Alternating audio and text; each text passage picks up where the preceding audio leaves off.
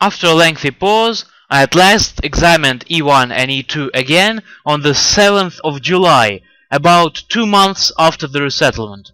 I discovered that both ant nests had moved again.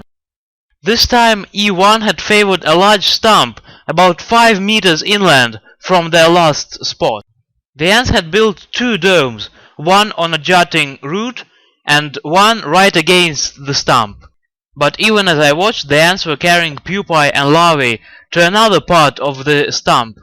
You can see a particularly strong and agile ant carrying 2 pupae at once. Soon they had abandoned the jutting root dome and were living all around the stump. They had 2 foraging trails leading onto fir trees. Things were not so well in E2.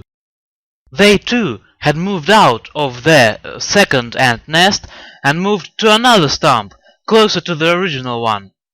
Already they had built a small dome, but there were very few ants on it, and when I offered them some dead flies, they ignored them.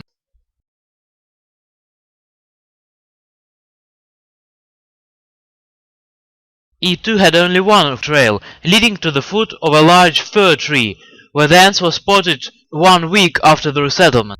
The ants were only scrabbling about the foot of the tree, not going on it, for some reason.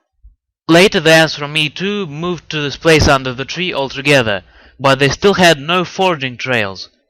Their situation now looks pretty dire.